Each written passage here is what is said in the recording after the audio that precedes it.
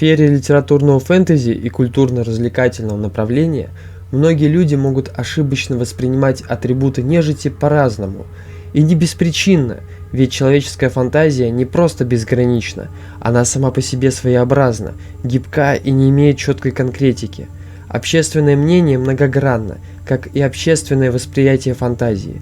Лишь по некоторым общепринятым элементам и выстраивается общий образ того или иного направления, в том числе и наша тема о нежити.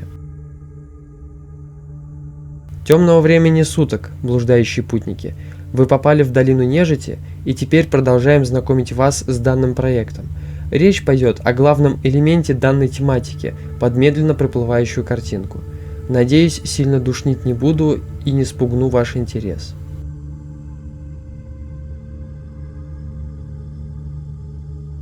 Ни для кого не секрет, но нежить, в первую очередь, это вымышленное понятие восставшего существа в материальном, духовном и ином виде, никаким образом не поддерживаемый физическими явлениями реального мира. Конечно, существуют разные религиозные и экзотические точки зрения, что из себя представляет нежить. Даже в эзотерике существует направление некромантии, в котором люди всерьез рассматривают магические вопросы и аспекты возможного контакта с духами умерших. Любой вменяемый и образованный человек не станет воспринимать такое увлечение чем-то рациональным, потому сейчас популярно развивать разные игровые и литературные произведения, где фантазия человека может развернуться в разных видах и постоянно прогрессировать, и развивать самые интересные и успешные идеи. Так возникли разные фантасты, писатели, культуры, направления, что так или иначе связываются между собой посредством общего конструкта. Кратко опишу термином, что из себя представляет явление нежити в рамках фэнтези и фантастики, так и в общем представлении людей. Кому-то это описание покажется новшеством, а кто-то припомнит уже знакомое. Нежить само по себе противоестественное явление, если рассматривать его с точки зрения природного обмена энергии. Нежить – восставшая сущность, представляющая из себя перевоплощение энергии умершего, погруженное в материальное тело ранее мертвого существа, или не погруженное в материальное тело, а образованная материальная сущность с паранормальными явлениями. Обычно восставшей нежитью так называют, потому что эта сущность призывает магическими методами, вынимая духовный и разумный сгусток, погружает в материю, и она под силой чужеродного сознания оживает и поднимается для совершения целей, с которыми данное существо призывали. На этом моменте нежить очень часто путают с нечистью, так как демонические явления и создания часто призываются подобными методами. В будущем мы еще поговорим об этом. Сама нежить чаще всего представляет в нескольких ассоциативных обликах, которые чаще всего встречаются как в современной культуре, так и в древних мифах, сказаниях и произведениях, и эти же образы перекочевали в игры и фильмы. Так люди воспринимают нежить в виде зомби, духов и привидений, потому что именно такие образы чаще всего и проще составлять для восприятия зрителей и читателей. Бывает также, что изображают нежить в виде скелетов, рыцарей смерти и личей, частые величественные противники среди мертвых восставших. В долине нежити представляется обширный список видов и типов нежити, и именно такой вид представления будет в дальнейшем претендоваться на классический обширный список полноценной типизации. Уделять внимание сейчас на каждый вид нежити не будем, это будут темы дальнейших роликов, но затронем краткое описание каждого типа.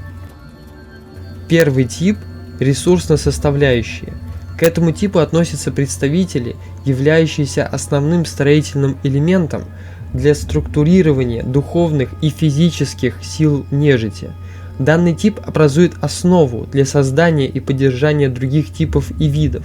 Такие виды, как онтоплазмоиды, эктоплазма, пустота и чума некромантии в долине нежити являются часто встречающимися, и при этом любая нежить не может существовать без этих элементов. Следующий тип нежити – конструкты. Ошибочно предполагать, что зомби являются самым простейшим видом. Великие архимаги и личи создают конструктов для выполнения различных задач, будь то охрана древних храмов, служение в войсках или выполнение мистических ритуалов. Они могут быть усилены или ослаблены магическим воздействием, что делает их уязвимыми или более сильными в зависимости от обстоятельств. К конструктам относятся костяные конструкты, некроголемы и некромехи, хотя местами последний вид нежити может быть разумным. Теперь мы подступили к самому популярному типу – погребенные и восставшие. Именно этот тип чаще всего воспринимают люди в осознании и в ассоциации о нежити. Данный тип разделяется на два подтипа – костяные и вурдалаки. Скелеты, ревенанты, рыцари смерти, зомби, гули, вампиры – именно все эти представители относятся к общему типу. Между ними очень много различий, как внешних, так и в их навыках, но и общих черт не так уж и мало. Все эти виды заинтересованы в потреблении разного рода энергии, или, по крайней мере, для их поддержания живого состояния необходима эта энергия в разных ее проявлениях. Предпоследний тип чаще всего встречается в разных разрушенных местах, руинах и просто чаще посещаемых уголках. Эфемерные представители нежити не обладают физическим телом в традиционном смысле. Они представляют собой скопление магической энергии, формирующей их сущность. Их облик может быть абстрактным или часто прозрачным, и облик их зависит от того, какую энергию они ассимилировали. Призраки, духи, банши – именно эти виды способны создавать магические иллюзии, изменять окружающую среду и взаимодействовать с другими магическими сущностями. И, наконец, последний тип, самый величественный и всемогущий – личи и их богатая разновидность. Могущественные волшебники или некроманты, которые достигли бессмертия за счет темных ритуалов или заключения сделок с могущественными силами. Личи владеют выдающимися магическими способностями. Обычно для достижения статуса данного типа требуется заплатить страшную цену. Это может быть потеря души, жертва близких. И личи часто обладают способностью контролировать и командовать другими формами нежити. У нежити пропадают заботы живых. Смертность в сущности своей – это беспокойное состояние, в котором индивидуумы постоянно одержимы разнообразными физическими и психологическими стремлениями. Многие виды нежити одержимы разнообразными видами сверхъестественного голода, но мало у кого есть хоть что-то кроме него. Проблемы и заботы, обременяющие живых, исчезают, оставляя разумную нежить в спокойствии и умиротворении. Смертных врагов они могут просто-напросто пережить. Планы, на осуществление которых уйдут годы или десятилетия, кажутся вполне приемлемыми и легко реализуемыми таким существам, которые живут тысячи лет. Со временем разумная нежить, обладающая душой, фокусируется исключительно на паре задач. Кто-то ищет политической власти и пытается править миллионами, либо в качестве монарха нежити, либо в качестве тайной и бессменной силы, стоящей за спиной смертной марионетки. Другие становятся одержимы познанием тайной магии и получением артефактов.